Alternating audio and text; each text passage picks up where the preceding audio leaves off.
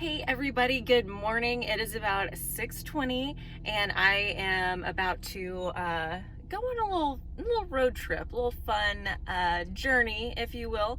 And I'm super excited. I'm going to take y'all along with me and so you can see what it's like, and then eventually you'll see all the content that I am out and about getting. All right, here we go. Hey everybody, day two. Sorry, I didn't even finish talking about day one because it was so crazy and it was very hectic, a lot of driving. Spent about 5 hours, 6 hours driving with 3 stops on the first day. And so by the time I got to the room in Temple, that's where I stayed, I was worn out. I was done. So I just showered and went to bed. But today, this is day two. Had 2 stops today. Left about a little before 7, I guess. The first stop was Moscow, which is pretty cool. It was a totally different landscape, different terrain. It was gorgeous driving through the piney woods. For me, West Texas gal, don't see a whole lot of that. There were trees, actual trees, real trees, the tall ones. They were just everywhere. So it was such a nice drive. So I left from Temple, went to Moscow, which was a really just kind of a small, community. They had a few businesses there, but stopped at a park, got some shots of a historical marker. It was really cool. And then continued through the beautiful piney woods, past a couple of, or I was near the David Crockett National Forest, and then the Sam Houston was on the other side. I didn't get to see that one, but drove through the David Crockett National Forest. That was really neat, or beside it, I guess.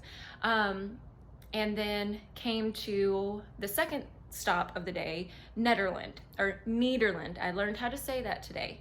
It's Nederland. So visited a few spots. I won't give it all away, but I'm going back in the morning to do more stuff there. It's gonna be super fun. I can't wait for y'all to see all the content, and I will be better about updating you. So you remember when I said I'd be better about updating y'all at the end of day 2? Well, now it's the end of day 4. So definitely didn't follow through with that. But anyway, day 3 was like just one of those crazy days where you hope things happen. You just show up and you hope they happen. A lot of this trip I did try to obviously plan out way in advance, a couple weeks in advance. Actually probably more than that, as far as like my part, but calling people, getting things set up at least a couple weeks in advance, emailing people, trying to get a hold of folks.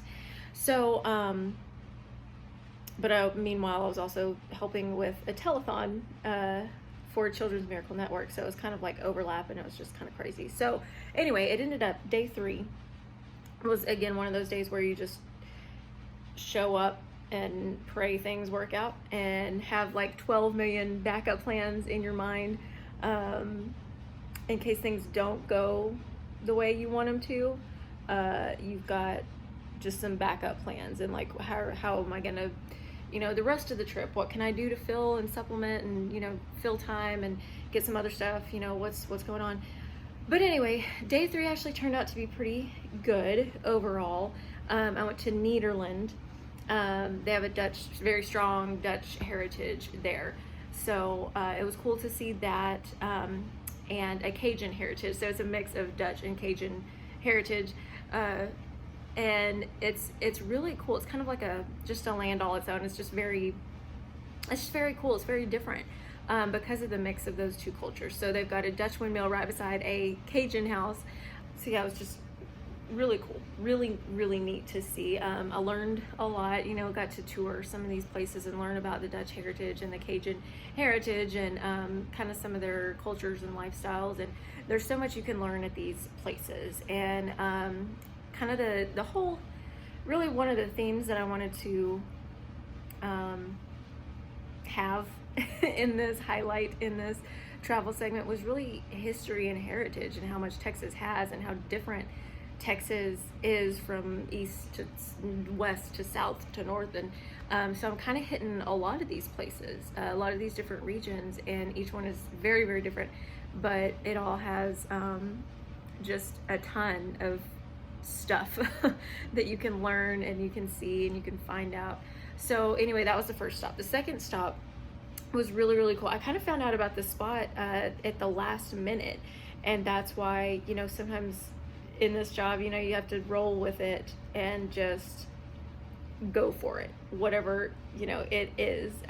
It was just kind of a mishap, like just kind of a, you know, different click on a Google search, and it came up, and it's really not publicized a whole lot, this place that I went, and so, but it's the real, like the actual El Camino Real, and so it's actually like the actual trail that they took, and it's so neat. It's just a very I don't know, it's just kind of like makes you think, you know, this is what, because it's deep in the piney woods, you know, and there's trees everywhere and all this kind of stuff, and there's little trails you can kind of walk through, and so it's just, it makes you think about, you know, what people had to go through, literally, you know, and figuratively, to get here and to settle and to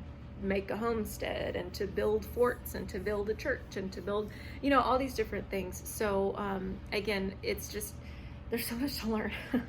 And especially in that area where I was, it was by Geneva, and Geneva is very, very small, very tiny, but all around are historical markers, just like, oh, there's one, like every few miles you'll see one, and it's just really neat. It's like, wow, you could spend so many days going around to all the weeks, probably, to all the historical markers in that area. So that was really, really neat. So now I'm at the end of day 4. I went to Naples, which was really also very tiny, but went to Naples and then came to Paris and staying the night in Paris. I stayed in Marshall last night, but staying the night here in Paris. And oh my goodness, the people are so awesome, so much fun. It's amazing. They're just so sweet. They're the best. They're the best. They're really growing the city. They're revitalizing downtown. They're doing all sorts of things. And it's, again, it goes back to their history and their culture and their mindset. They had a huge fire come through in 1916 and basically burned down everything. And so even back then, there's still records saying, like, keep going, we're gonna make it, we're gonna go through, you know, this and come out better. And so they keep that mindset, and they say that's just kind of a everyday thing for them, to just keep going and just to do better and be better, and, you know, just make all these things happen in their town. So super awesome. I'm exhausted, day 4 of being, you know, out in the heat, traveling, driving hours and hours and hours, but it's so worth it, and it's so awesome, and it's actually kind of humbling to see everything going on. So that's the day 3 and day 4 recap. Tomorrow I am going to Athens and staying in Athens, so there's a lot of stuff going on there too, but I will give you an update tomorrow. Okay, everybody. Again, I was bad at updating you, but I'm back. Hey, back in San Angelo. Okay, so I think last time I talked to you was end of day 4. Spent a total of 6 days on the road getting stuff. So that's, you know, okay. This is what you look like after 6 days on the road. So spent a total 6 days traveling on the road, in and out of hotels, in and out of the car, you know, pulling over, getting all kinds of footage, had some interviews, and now that I'm done, I'm back, I wanted to kind of share a little bit about like how I did it, in case you're wondering if you want to, you know, vlog, or if you're a reporter watching this. So I'm transferring files now. I have 6 days. I separated it out into 6 days. I used 2 full SD cards, and these are each 32 gigs. So that's transferring now, kind of separating it a little bit. And then I also have another card loading all my cell phone footage, all my cell phone videos to it. And so I'm gonna make a separate folder for cell phone video. So that's kind of like how I'm dealing with it now. But how I dealt with it on the road was, again, like I said, I tried to prepare everything, you know, prior to my trip. So I made notes, lists. I spent, it looks crumpled now because it's, you know, been through some stuff. So I kind of tried to plan out, get some numbers down, print it out, because I didn't know a lot of these places you might not have cell phone service. So I wanted to print it out, get as much down on paper as I could. So I wrote down some of the numbers to the chambers and, like, you know, hotel stuff and everything that I knew at that point. And then I broke it down into days, into travel days. And so I, you know, total of 5 hours driving plus 1 to 2 hours for shooting stuff. And so that's kind of how I budgeted the time. I took all of this with me. So I got my tripod, of course, and then all this stuff down here. And oh, you can't see it. So I took a light with me. So this is a light stand that you put the light on top here, and then here's the light. But also this thing that I have, you put your cell phone in it, and it also has that, so I can attach it to the light stand. And so that's how I took a lot of selfies. I just put it on the stand, you know, put my phone timer on there. So I know they have, you know, if you're interested in doing stuff like that, if you travel alone, they have similar things like this on Amazon. Not exactly this one. This one kind of has been through the ringer because it's been in our, you know, studio for a while. But they've got stuff like that with certain attachments. And then it also comes with 2 top attachments. So there's a light that comes with it, which I did get because it does come in the set. So there's the light here. So you attach, looks like that. It's actually really bright for how small it is. So you attach the light to the top here, and there's also one for a microphone, an onboard microphone. And then you run it down, you know, through your phone if you have an adapter.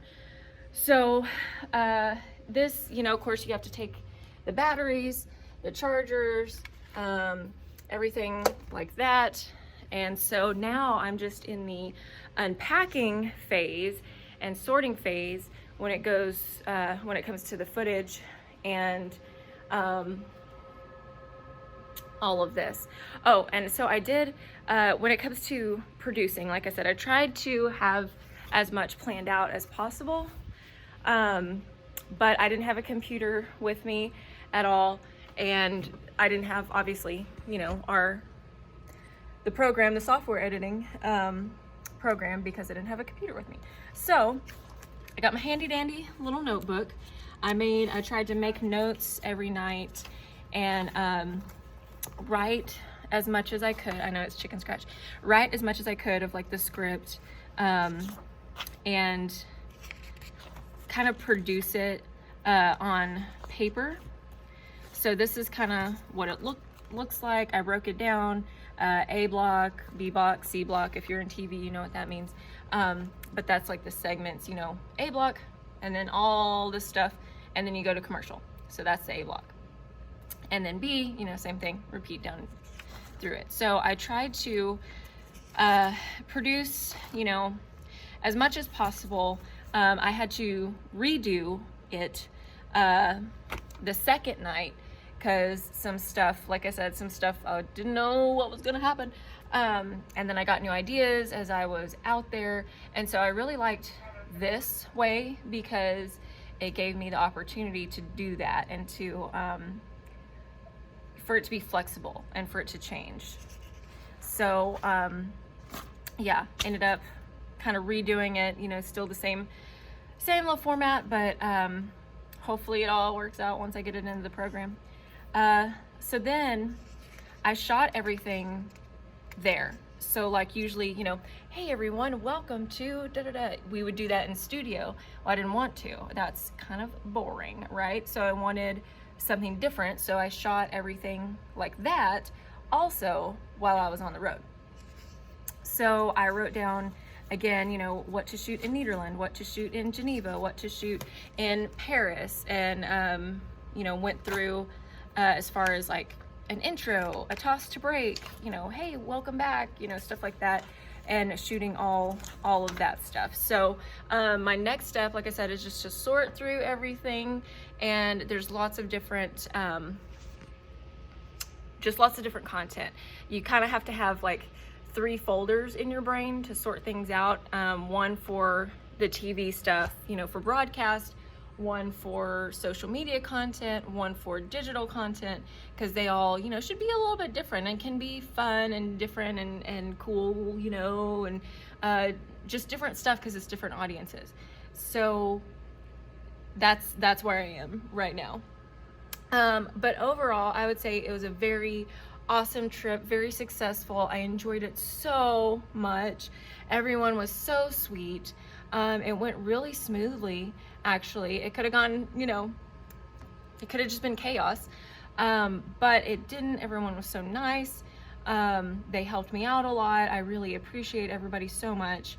And now I'm just excited to get it all put together and see what we have. So it'll air, I think, July 10th on KSAN, and of course I'll have it online and, you know, all that stuff. But until then, I'm just gonna keep working, and I'll share it with you soon.